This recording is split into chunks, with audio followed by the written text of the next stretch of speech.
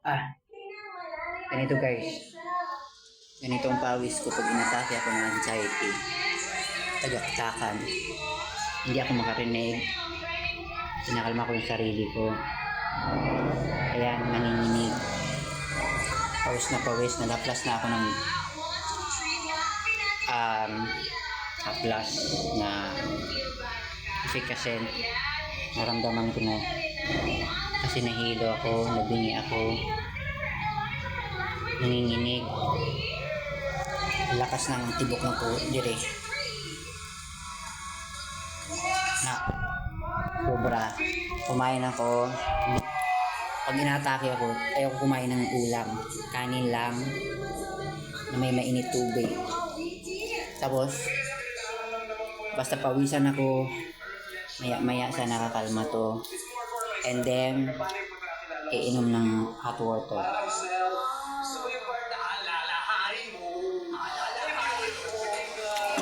My anxiety is getting worse. Takot ako mag-isa, number one. Takot ako na wala akong taong makikita. Kahit may TV, may cellphone. And tingnan nyo guys, inopen ko na yung window para may hangin ako. Then tumayo ako konti para hindi ako ulit lalo.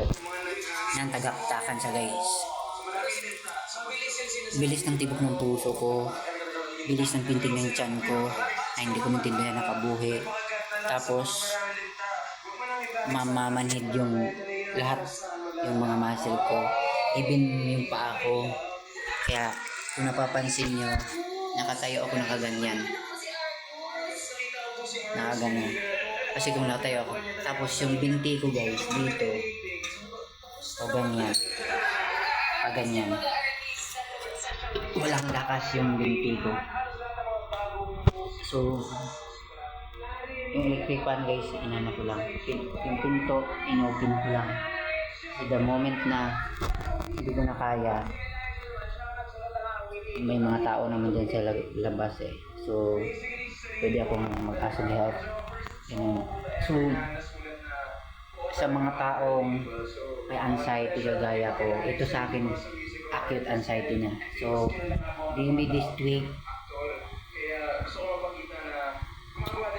magpa-check up ako kasi alarming na, kasi hindi ito unusual na kagaya dati na nakakaya ko pa yung mga ganon. Number one dito yung stress, nakaka-trigger sa anxiety. Ngayon feeling ko matutumba ako and masakit yung legs ko hanggang binti, para kang kulang sa potassium na gano'n. And then yung paningin ko blurry, and then yan, ito lang efficacy. Kailangan may maamoy akong mentol. Yan, mentol. Gusto ko yung bahay, walang problema sa akin sa bahay.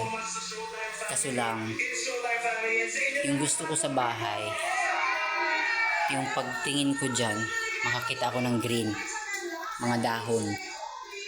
Kasi kung gusto kong tumingin sa mga greenery, kagaya ng dahon, parang makalma kasi yung yung mind ko. Patayin natin yung electric fan.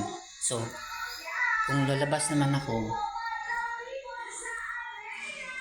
yan, kung lalabas naman ako, bahay na diretso. Ayan, bahay na diretso. So walang,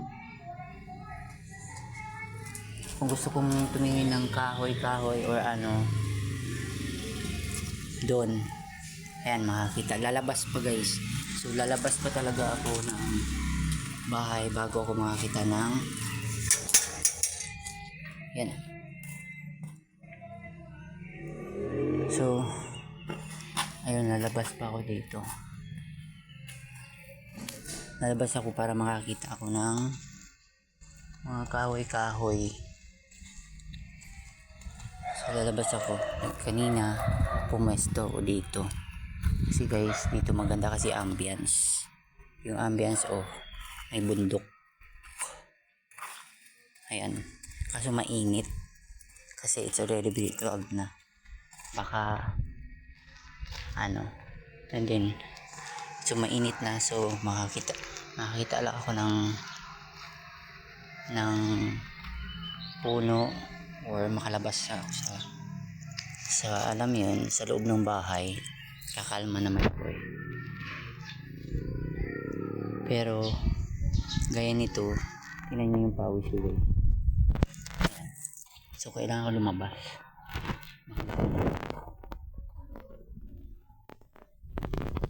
Kasi, wala akong nakupo ko, higa ako. So, parang, hindi siya okay sa akin. Para akong lasing. So, ayan, pasok tayo kay init. Sobrang init. Sobrang init. Pero grabe, nasa loob lang ako guys. Oh. Diba? Nasa loob lang ako guys, pero grabe pawis ko. Oh. Ngayon, after nito, inatake ako ng ganito. Matutulog ako kasi lang yun, pagod na pagod yung katawan mo. Uwang ko ba ganyan ang ayaw kong umupo kasi gusto ko maglakad-lakad para kasi sumasakit na yung ko paa. Pero dahan-dahan tamo naglalakad ako guys, yung iba yung lakad ko, alam mo yung paano pag ganun, pag ganyan yung lakad ko, pag ganun. Kasi kung ganyan, para ako matutumba guys. Pag ganung lakad, dire-diretso. Parang matutumba ako. So, it's worse. Worse, may mga anxiety, na mag-isa sa bahay. Worse sa anxiety, mag-travel. Dito ko na, ngayon ko lang nararaman kung bakit ako takot sa biyahe. Just because, isa din pala yan sa symptoms ng anxiety. If you have anxiety, hindi pwede kang magbabiyahe ng malalayo. Pwede kang magbiyahe.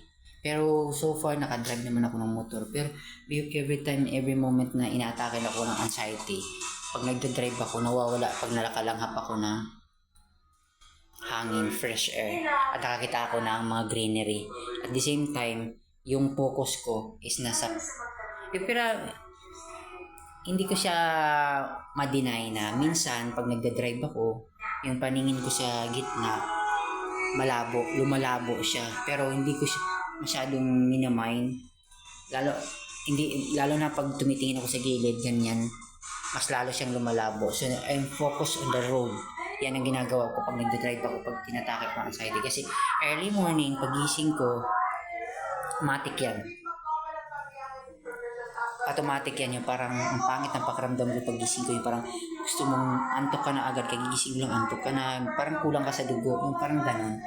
Kasi yung dugo ko naman 100 plus, pero in my body payat ako, dapat okay, normal lang daw yun kasi payat naman daw ako.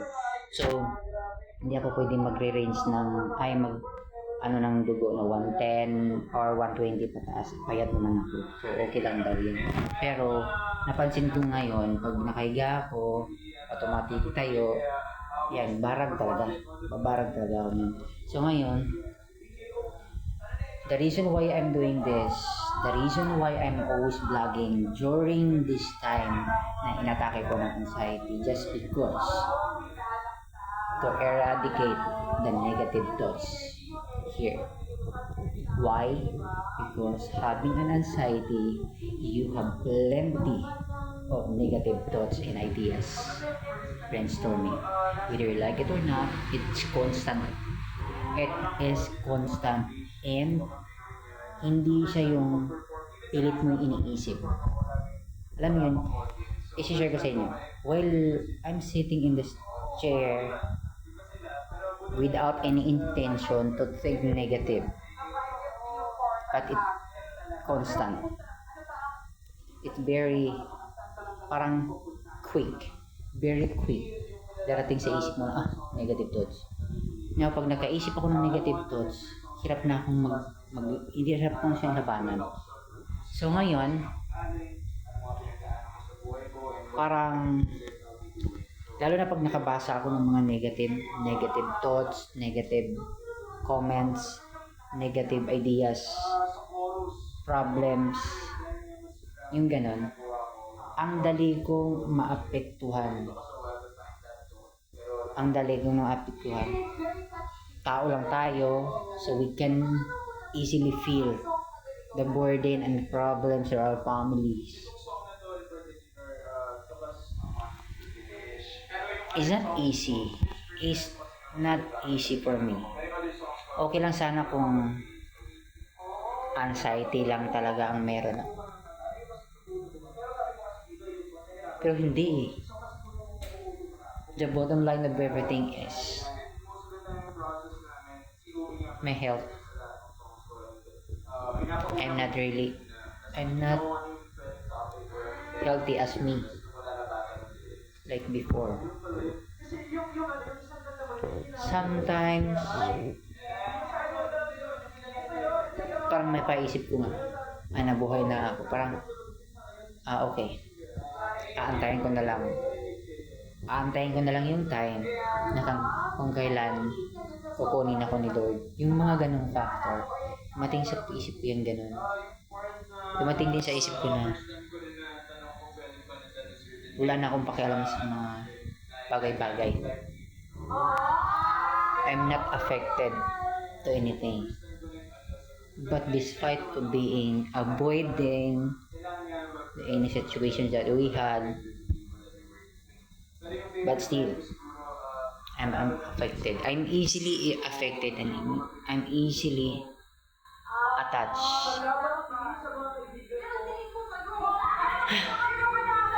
Pag inatake ko guys, una talagang mawala ng pandinig ito. And pag inatake ako anxiety, nagda-dry yung mouth ko. Parang kang thirsty, parang di ka na inuuhaw, pero nagda-dry yung bibig mo. Yung mga ganong factor. So, yeah, ganon.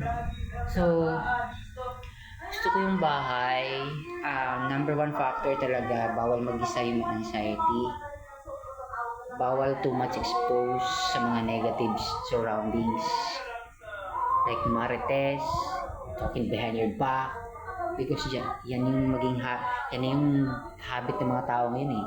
Kahit gaano ka kapakabait sa kanila, kaano ka ba ka-close sa kanila, gaano ka ba comfortable sa kanila, but still may masasabi at may masasabi pa rin silang negative sa'yo. Learn for this kind of situations that we're dealing with every day. Dapat stay calm and focus to yourself, because nobody can help you except yourself, and given na yung family mo. Kung mayroon ng ibang tao na sobrang bait sa inyo, blessings yun. And guys, naramdaman ko, kanina bingi ako. Kasi ginanon ko, sobrang linaw naman yung pandinig ko. Ganun. So, kung napapansin nyo guys, sobrang payat ko. But still, meron pang curve yan. Ang problema ko lang, yung kabahan ako ng sobra. Grabe. Kaya ngayon nakatayo ko, kasi the more na uupo ko. And then, what? Guess, pag tumingin ako sa isang certain part or things, kagaya nitong tiles, di ba may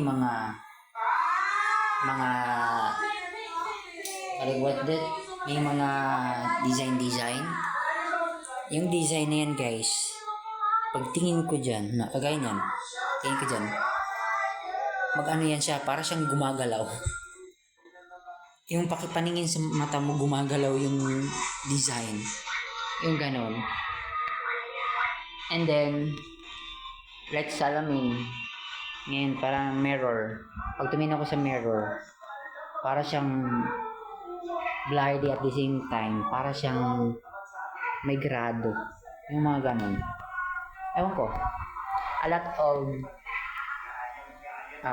a lot of heresy things in my mind, yung mga haka-haka, judgment, thoughts, kasi wala pa naman akong final findings eh. So, malalaman ko this week kasi we're going to my doctor to undergo check-up. After check-up, maybe undergo psychiatrist, and the other one, yung so hard. Kaya fight lang. Pag mahimatay sa loob ng bahay mag-isa, bahala na si Lord. Lord is always there for us. Ngayon, kinakalma ko yung sarili ko, nagsasalita ako is seeking film. Hindi para ipakita sa inyo or i-share sa inyo. I-given na yun, pero the bottom line here is to convert my mind in my feelings, because I am dwelling and willing. I'm dwelling, some willing, fears, shaking, tremor, conscious, negative minds,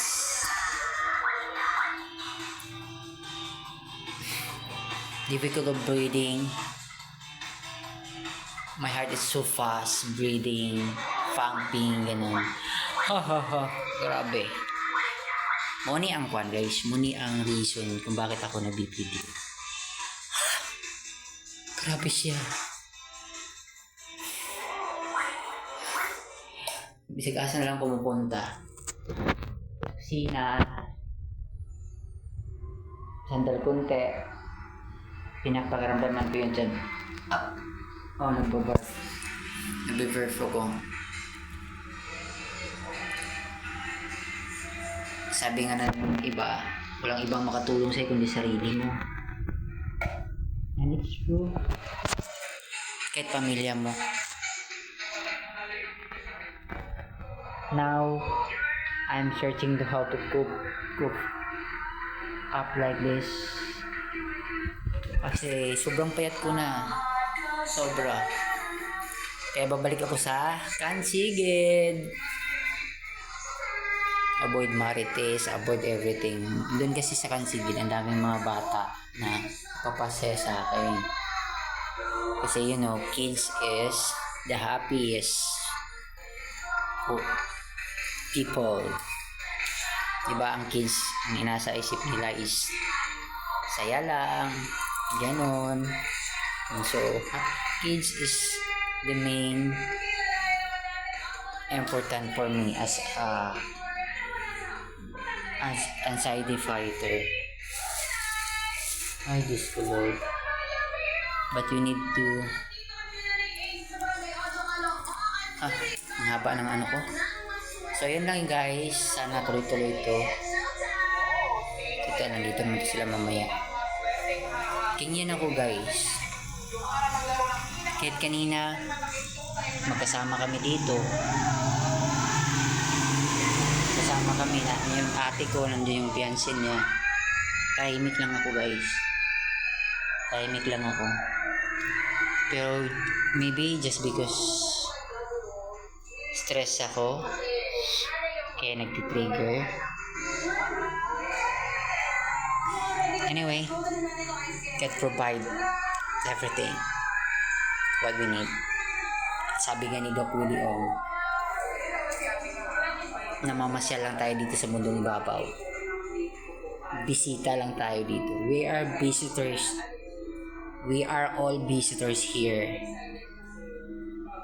And sa mundong ibabaw. So anytime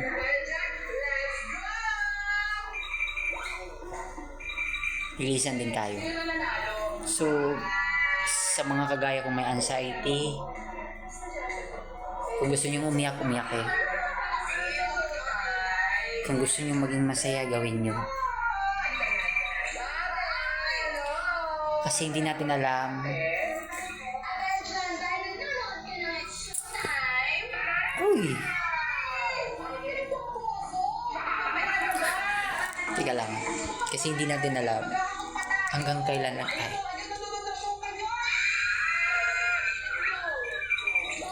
Some people watching us para bumagsak.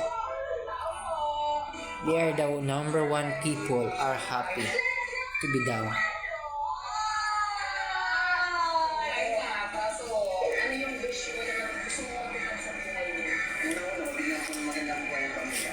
Ayun lang.